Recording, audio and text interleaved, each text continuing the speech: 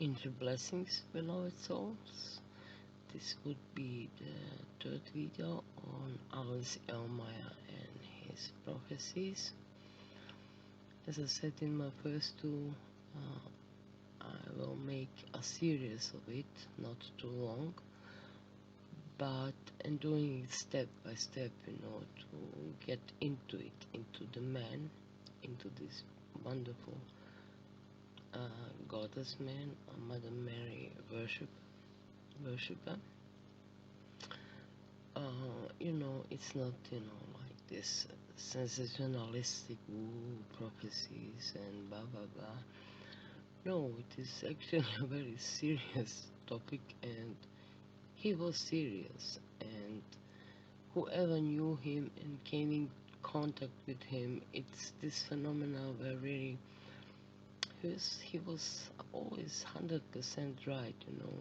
As I said before, no one ever came out and said, "Oh, he didn't tell me that, he said it false." Or no, no, no. For example, what came to my mind, I'm trying to remember a lot of details, and there are so many. In one of those documentaries, there was, of course, now older lady.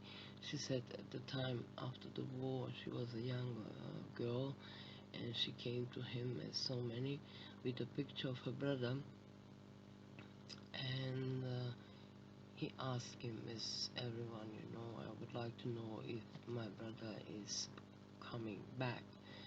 And she said honestly in this documentary, I wanted to test him. And Alois Irlmaier told her, no, he won't come back. But you know that already. And then she felt ashamed, because he just knew that was Alois Irlmaier. He was who he was. He was genuine.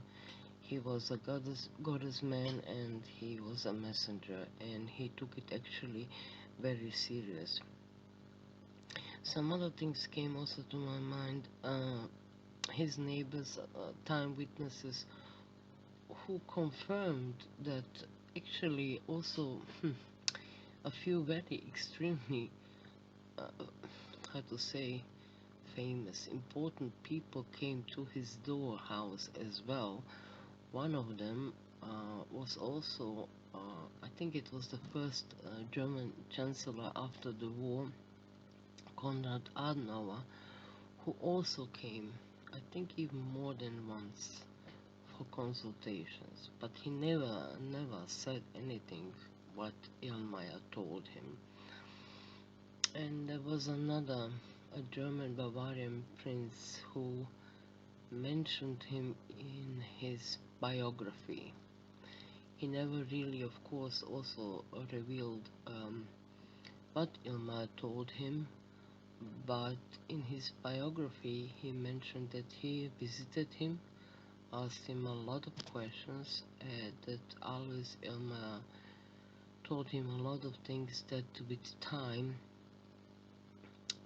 became true. I think he died later, like 20 years or something, and he said in his biography, everything came true.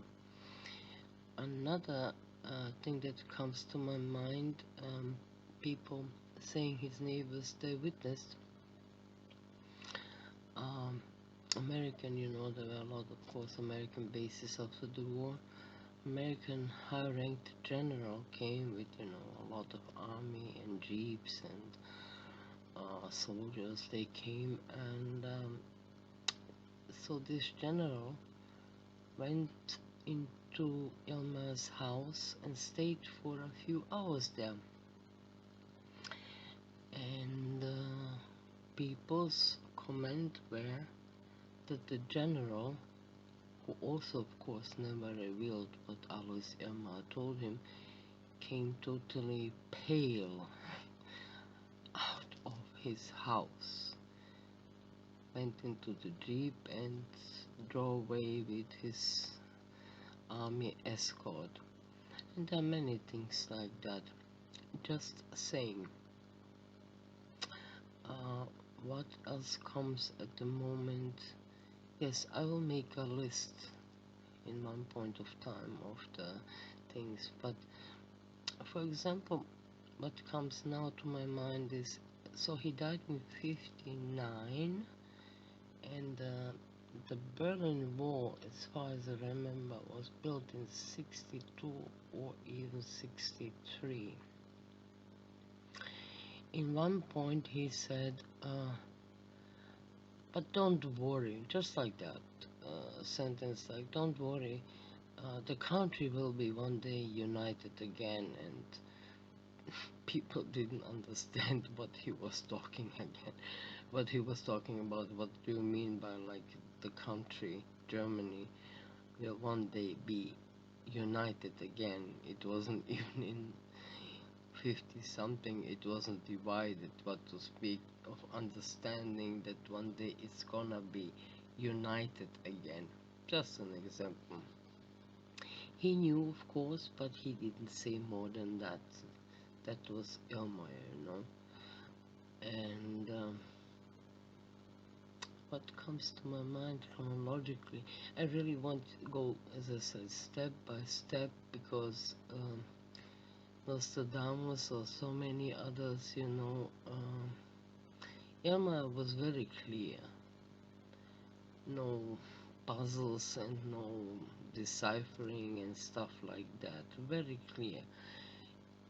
What he saw, he said, and as I said before, many times he would just say, that's how I see it, I can't explain it more to you. Like, for example, the cell phone.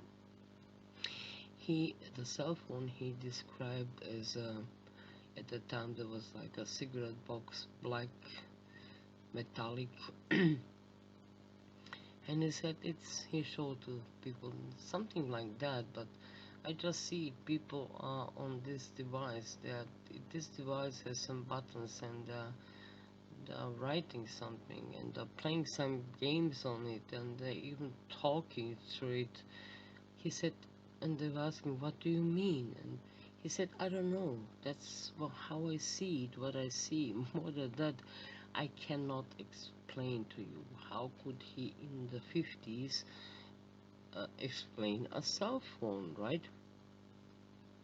Or, as I mentioned before, the drone, which will have a very important role in the wartime. Like a white dove, like a bird, but bigger, and it will be actually aircraft without a pilot. How could he? And I think he even mentioned it somewhere, calling it a drone, because most people don't even know I think people don't know what a drone is. It's in the bee society, you know. In the bee society, you have the queen bee, you have the workers, you have, I don't know how the lazy guys are called, and you have the protectors, the warriors. They are called drones, by the way, if you didn't know. So anyway, what comes to my mind? Yeah, I'd say chronologically, he said, now, it was in the end 40s, beginning of 50s, he said, now there will come a huge economical growth as never seen before, which happened, right, in the 60s and 70s, especially in Germany. He was mostly concentrated on German territory, what's going on in history, but he also said a lot about the whole world. So first there will come a huge economic growth. Then he said, with time there will be a huge moral corruption, which we also know happened and is still happening.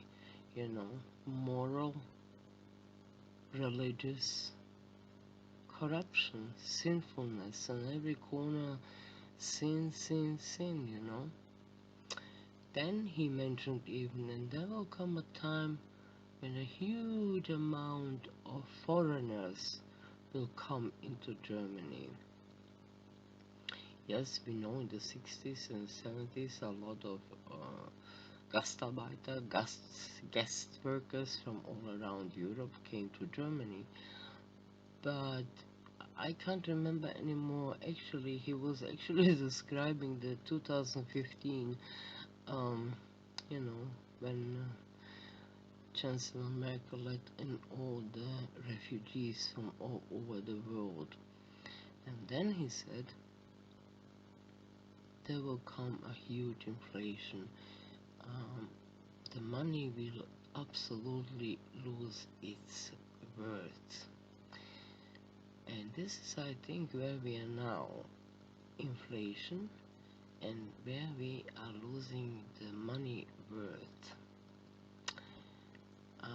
The next step would be, the war. No, sorry. He mentioned revolutions. People, especially young people, will become very angry and frustrated and will start in kinda not just protest. It will start as protest, but it will turn into revolutions. And here he mentions first Italy, then he mentions France, especially Paris. He mentioned Italy in a very drastic way. He said there will be a horrible revolution and people will go around and kill politicians and clergy. Doesn't look good for the Vatican and all the priests. And for France, he specifically mentioned, he said, he didn't say Paris, but he said, he said in the city, big city with the Iron Tower, the youth will burn the Iron Tower, which is definitely Paris. And it's gonna be huge revolutions, because the youth especially will have it enough, recognizing that there is no future. Okay, I will go a little bit more into detail about the war. He mentions in fragments, that in the Mediterranean Sea there will be ships everywhere. He mentions possibility that we can conclude that something in the Middle East, in the one side, will happen. And what else is according to this? And then he said, yes, this is very specific. He said explicitly, and then in this, it won't be long because there will be a peace conference. And he said, I think it's gonna happen somewhere in the Balkans, but I'm not sure, he said. And everyone will screaming, peace, shalom. He said shalom, shalom, peace. And then there will be this peace conference somewhere, he said, I think in the Balkans. And in this peace conference, there will be a high-ranked politician assassinated by two others. It will be a planned assassination. And after that assassination, sorry. The next day, Russian tanks will roll over North Germany. This is specific for North Germany. They will go all up to the area of the Rhine River, but this is where they will head back. And yeah, this is so much for video number 3. Yeah, until number 4, angel blessings, beloved souls. Oh my